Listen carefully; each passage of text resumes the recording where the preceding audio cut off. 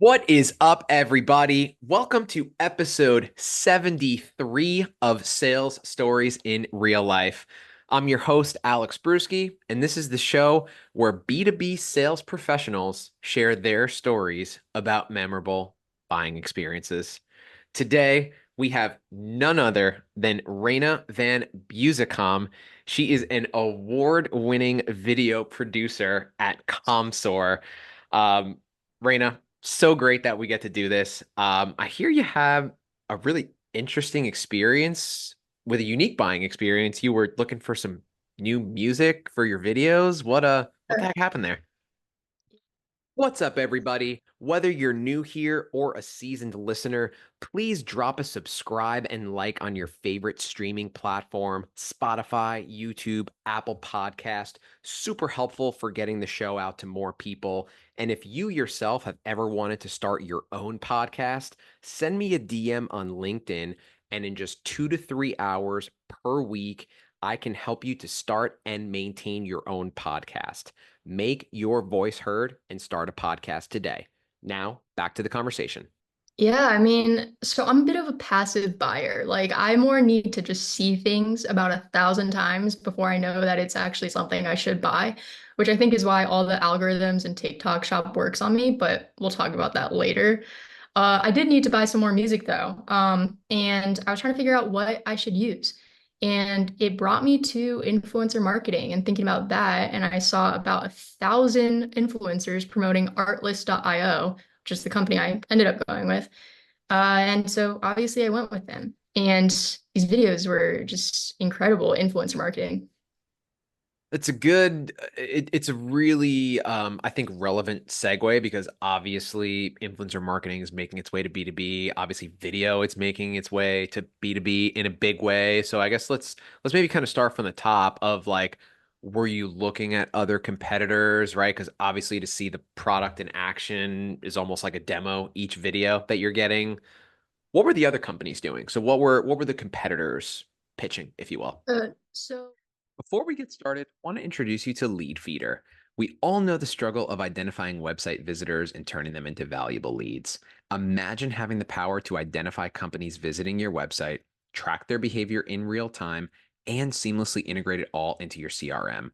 With customizable notifications, lead scoring, and GDPR compliance, Leadfeeder is changing the lead generation game. Head over to leadfeeder.com, LEADFEEDER.com for a demo today. Now, back to the conversation. So one of them is Motion Array, and that's one that I already use. Like I have the full suite for them. I was looking to just bolster what I had. So there's other ones like Soundstripe, so on and so forth. And those ones, their ads are typically a bit more laid back, like this video is sponsored by Soundstripe, whatever. And then you would get a little video. But I found that specifically with the Motion Array and Artlist videos, there's a bit more that went into those ad campaigns. So with Motion Array, they have a ton of animations on their website you can use. So somebody would make an entire 30-second advert with things flying all through the air, and it was like a extremely like a cinematic thing, like Marvel type of graphics and effects. Yeah. And you're like, wait, if I buy this, that means I can look like I'm a superhero. Got it. And then there's also Artlist, which is the new one that I bought. And they were the same. So their whole thing is, music, hence the name Artlist. And it was just creating cinematic videos. Like you would see the most cinematic video, and it'd be like, video sponsored by Artlist. And it's like, I don't know, you're watching like a Wes Anderson or Quentin Tarantino like level of soundtrack specificity type of music. You know what I'm trying to say. But yeah. That's I think so incredibly relevant because it just kind of goes back to the old adage of like be where your customers are, right? Like people that are into video and video production, good chance they're going to be on a short form video platform like TikTok, right? And even like for B2B, like good chance that B2B economic buyers are going to be on a B2B network platform like LinkedIn. So I know that you have some awesome thoughts here. And obviously, I mean, look, let me just say, because you're not going to come out and say it yourself, like if not the best, like you are one of the best video producers out there. That was how you kind of got brought into this industry to begin with. So why don't you kind of walk me through as far as like people that are looking to get started on video? I know we kind of talked pre-show, like a lot of people are kind of like, just go for it, like just start. But maybe it's a little bit more nuanced than that. What's your take? First of all, Alex, you're just hyping me up so much. Oh man, my ego is getting up there. Hype train, hype train. Yeah. Yeah, so there's this like on LinkedIn specifically notion of videos here, just get started. And I agree with that. That's not like a wrong thing to feel. Right, But I think that because of that, a lot of brands and the way that they work with influencers or how people are using video is that they're settling for the bare minimum. And so when you start doing video, obviously you're going to start with your laptop's webcam or you're going to start with your iPhone. You're going to start with just what you have. You're going to use the free right. software and all of that. Completely fine. My issue lies where people don't grow, but my favorite thing is seeing when people grow, like seeing the beginning. Wow, you started like if we look at Mr. Beast, when Mr. Beast first started posting, starting on iPhone videos, and now he's doing these like mega million dollar things, like that's the type of growth I like to see. And I think it can be seen on B2B. People start off with iPhone videos, but it's the same level of quality a year later.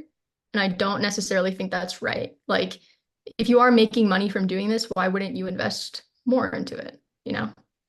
That's a good distinction, like particularly for, to your point, like people that are making money from it, or if you're a B2B company with a B2B budget, maybe if you're like an AE or an SDR, okay, sure, maybe you get a little bit of a pass there. What's kind of that progression that you would recommend? Like, okay, hey, just get started. Okay, someone's getting started, to your point, they're making their iPhone videos. Maybe they do that for a month, 2 months, whatever the time period is. What do you kind of suggest as those progression steps? Are you asking like the timeline on like where? The time I shouldn't have started. The timeline is irrelevant, just as far as like maybe start using a better editing program or maybe like get a better camera, right? Like what are your kind of progression steps to get better at video? Yeah. I think so for me, I think editing is one of those things that's really useful, but it's something where the simpler, if you can do the simple really well, then you don't need to worry about the complex too much. Yeah. And so that's not something that I would feel like you need to upgrade super fast. Like if it's maybe saving you time because you're a slower editor, sure, you can go pay somebody to do it for you, which is I relate to that so hard. I'd probably upgrade in the camera and actually like a mic and lighting equipment around. So the physical stuff that's there when you actually record first. And I mean, there's some like fantastic cameras for not too expensive these days. There's the Sony ZV-E10 that everyone's using that's like 700 bucks and it shoots in 4K. When I was first getting started when I was 14, I paid 700 bucks for something that shoots in 1080 and like super choppy, like it didn't have as many pixels like so Yeah. 700 bucks when I see that, I'm like, "Oh my God, you can do 4K for that cheap? Like why aren't more people getting on this?" Which I'm a video person. Like my idea of money is very construed. I know that. But yeah, like start by upgrading things in your physical space, decorate your office, clean it up. Um, and then you can look into better editors, better programs, and the post-production. You kind of just took my next question right out of my mouth. I was going to say, what do you think is kind of like the step when someone's like, maybe they start turning to a video producer rather than Hmm. doing it themselves? Is there like a specific trigger that should, you know, take something like that to the next level, or what do you think there?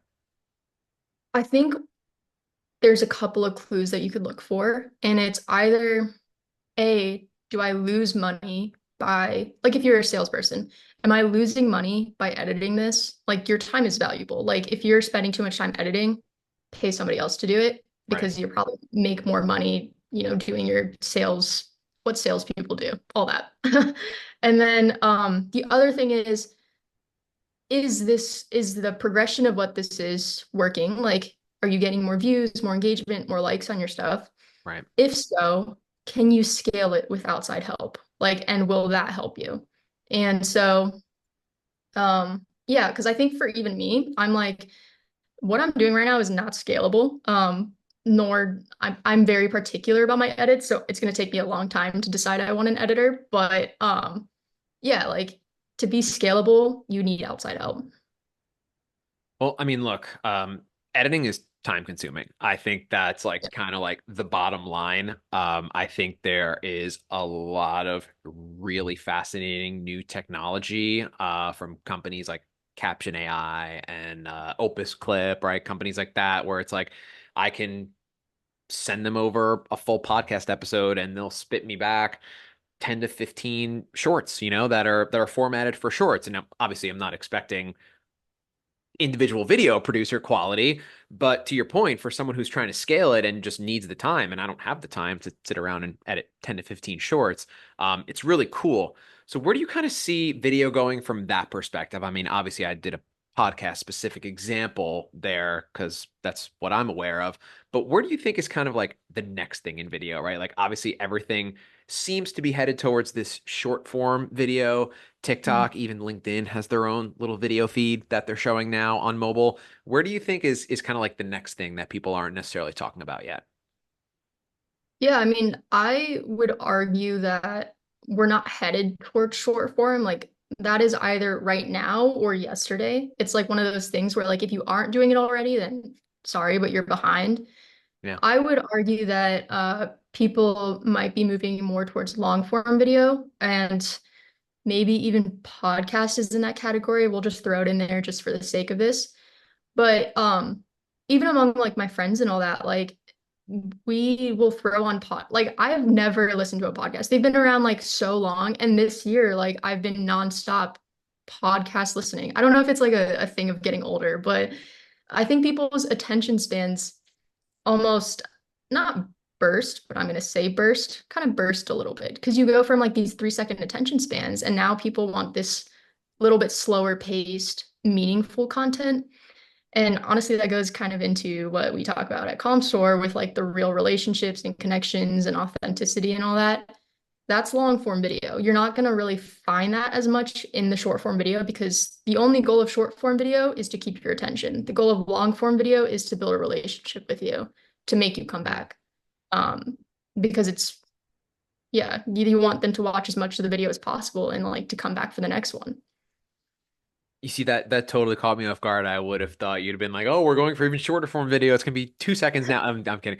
Okay, that's fascinating. So you think that the pendulum is kind of swinging back to longer form video, and I like how you said that it's more like building a relationship. It's more like come back for more, and not like one little funny laugh, and then you just scroll on to the next thing. Yeah, and I don't think short form is dead. That's not, I'm saying like you need to already be doing it. That's a valid thing. But I think in the effort to do more short form, people lost the long form in the high quality long form at that. Um, so yeah, In a perfect world, what would you say is like a and you could keep this high level, of course. Like, what do you think is like a well thought out, fully flushed out video strategy? that's such a complicated question. That's what I'm saying. You Yeah, could keep it yeah, high level, but even just your point of like, hey, you need some short form, some long form. I yeah, hadn't necessarily thought of it from that perspective. I imagine a lot of people listening haven't necessarily put so much thought into it like that either. So again, you can keep it really yeah. high level and hypothetical here. So one of our Q3 goals this year is like video is a big core of that. But one of the funny things is on our YouTube channel, as of today, like we have no strategy. Like you look at it, and in my head, there's no strategy there. And somebody made a LinkedIn post about how good Commsor's YouTube video strategy is. Just a funny side bit, but I was just like, that's hilarious because there's none. In terms of like a thought out video strategy, it's going to be a variety of things. It's kind of like how much do you want to invest, which I think you should invest a lot in video, but that's just maybe a little biased. There's a few points specifically for B2B. I think we are very stuck on LinkedIn right now, and I think we're missing out on YouTube a little bit. I think that it's like an untapped, like so much untapped potential lives there. And so that's what I'm thinking about. I'm thinking about it because of the SEO factors. Like people aren't really using Google search a lot anymore. They're either doing TikTok or YouTube, so both Yep. massive video platforms. And so just having the content live there, like how to use our product, how to do this one thing in our product, how to that stuff is like beyond valuable on YouTube. Um, and yeah, finding like just a new audience over there. And then as for LinkedIn, the only thing that I think I feel strongly about is that most video content should come from people inside the organization because it just naturally does better. Stuff on the company page flops all the time, but videos on our pages have done incredible. When we look at Mac, our CEO, he will average like 1,000, 2,000 impressions on a text post. His video posts easily get 10,000 plus, if not 20,000 plus impressions per post. Wow. And the tail end of it, text posts will live and die within the same day. Video posts will continue to get likes and engagement for days, weeks after. He had one post from like 3 weeks ago that randomly one day picked up again. And I was like, that's pretty cool. So we're seeing like a lot of good numbers there. Interesting, interesting. So you touched on a couple things that I want to ask there. I want to start here because I've kind of had private discussions about this, and you and I didn't get to talk about this pre-show, but I'm kind of going to throw it your way. It's not crazy complicated, but to your point, I feel like YouTube Shorts particularly is like so underrated where everyone's just all TikToks, all Reels, all LinkedIn, and then like YouTube Shorts is just kind of like sitting there and it's just like these green pastures. I mean, like to your point, like I've had YouTube Shorts get a thousand views, right? Like, and it was something that was, created by an AI tool. So I think that Shorts is a fascinating platform. What's your kind of take on that? Yeah, I agree. Like, I don't understand shorts quite yet. Yeah.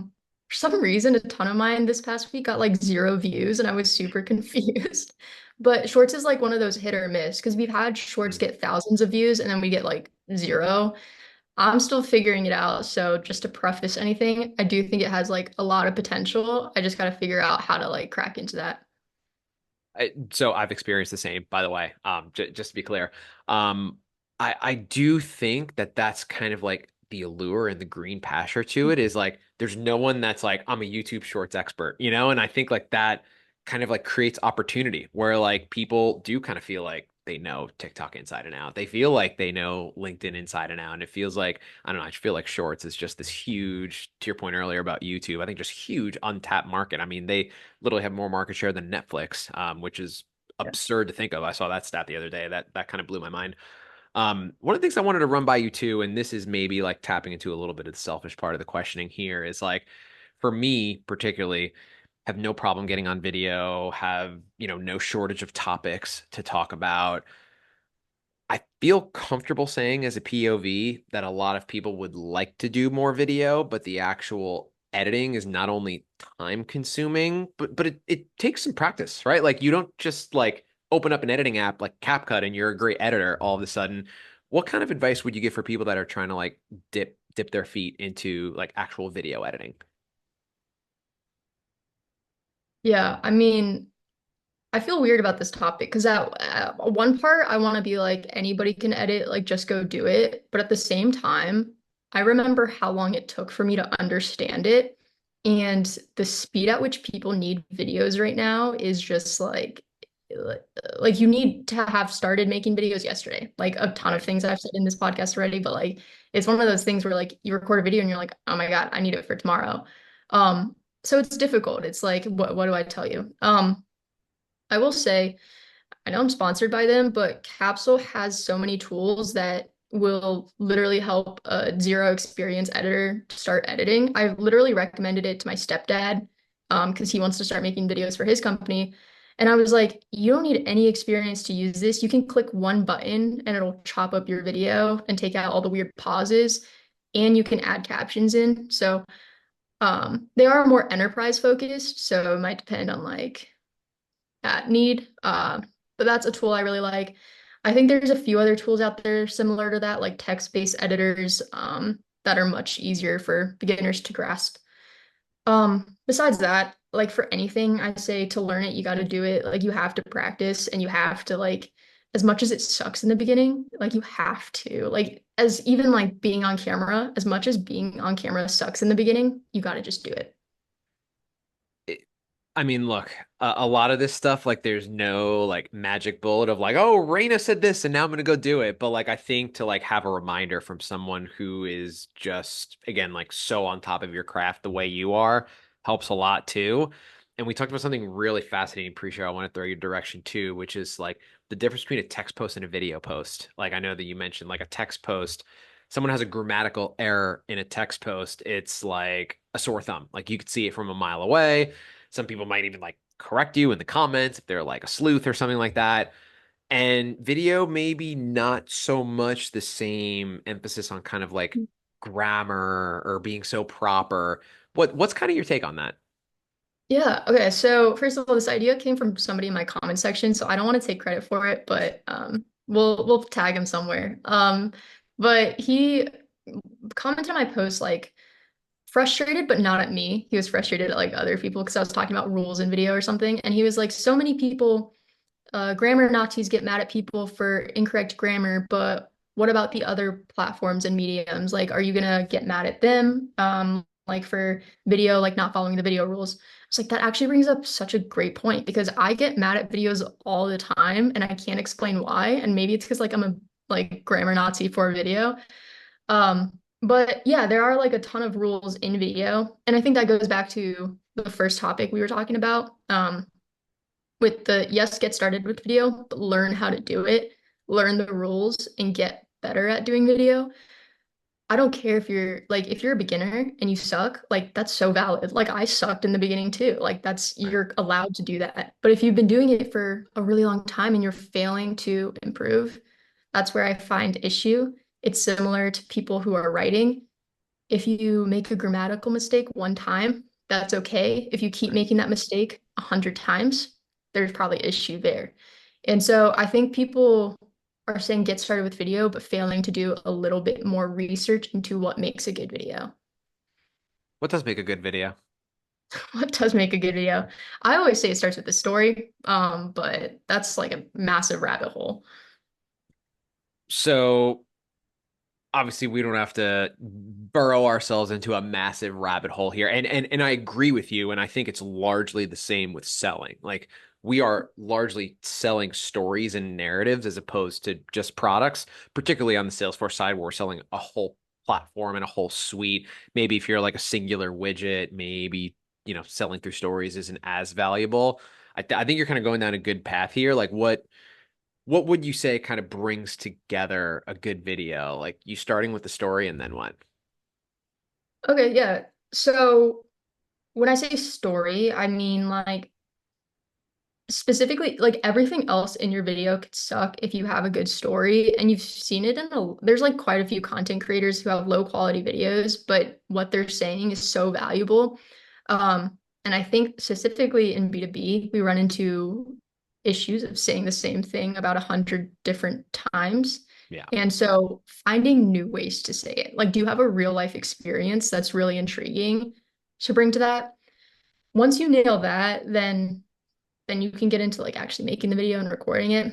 There's like random rules. Like the rule of thirds is something I've been talking about. Like your eyes should land like on a certain, I don't even know if I've been following it right now, but your eyes should land like here or so on your video. And stuff like that. And then good quality audio. Um, what else makes a good video?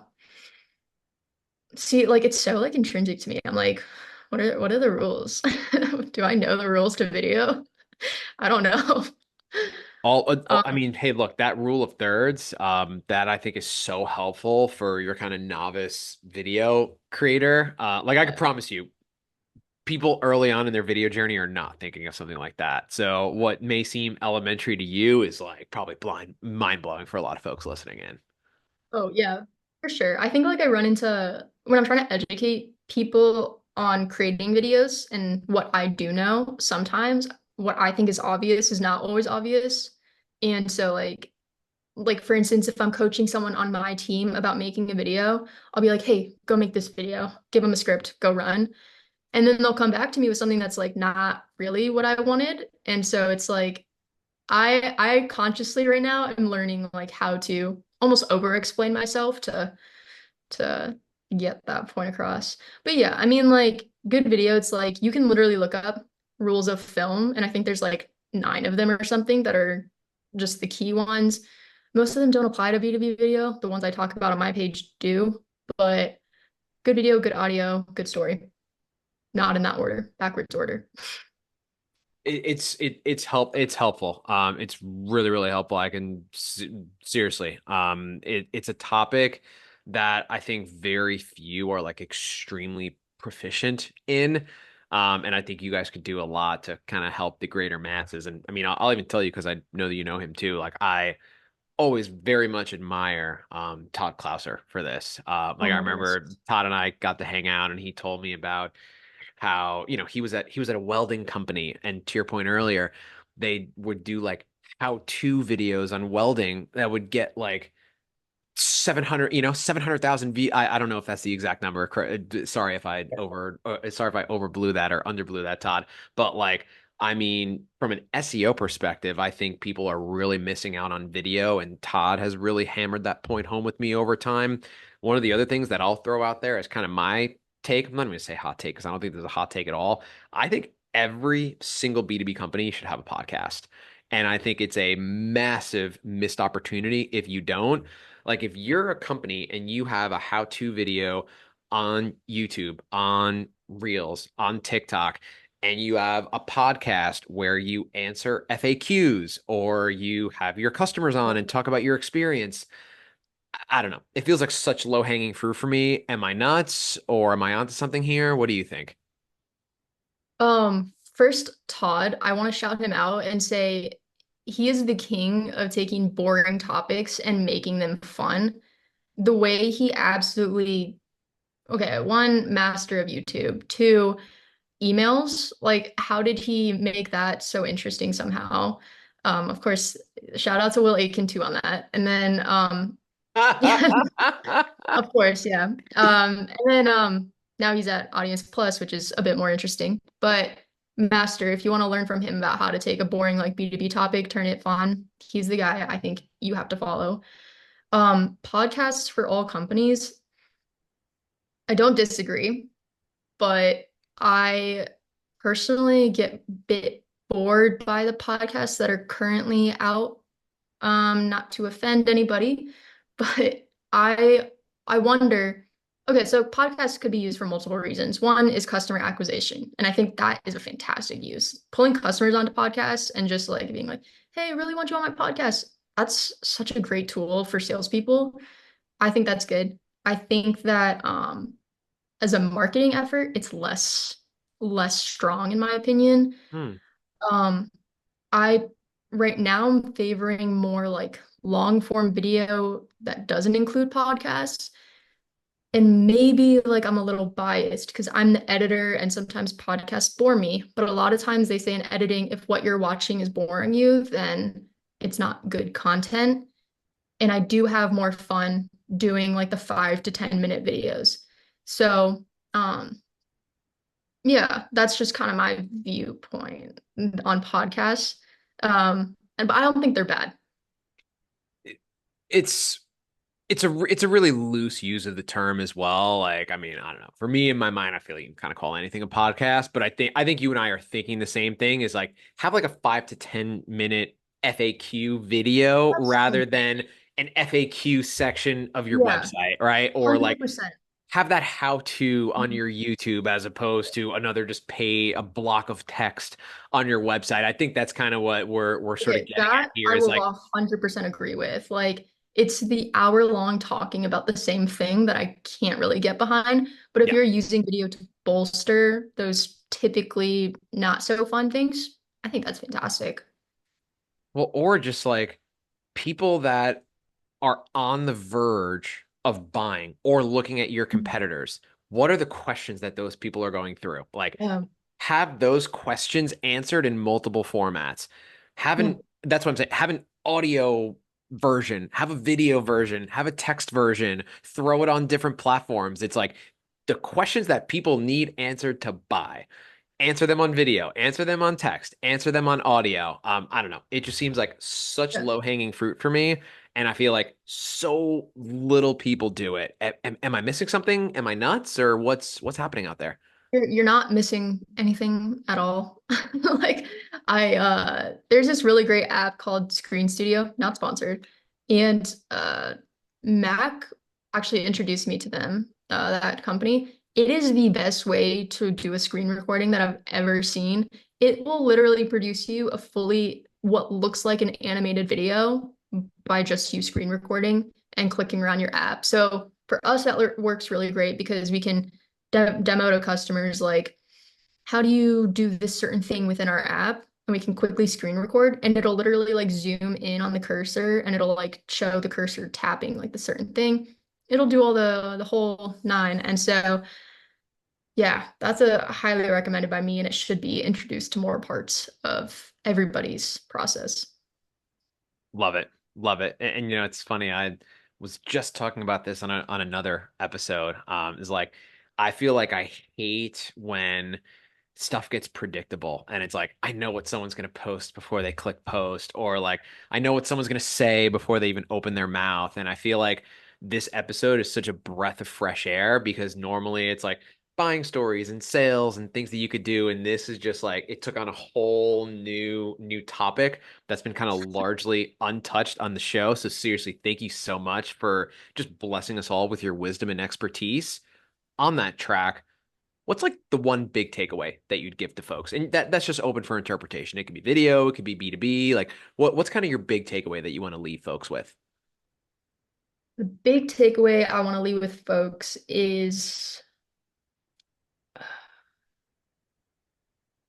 invest in video. Don't be afraid to invest in video, especially at a B2B company. Don't be afraid to hit buy, whether it's a video editor or whoever, just like buy it. You heard it here first. Buy it.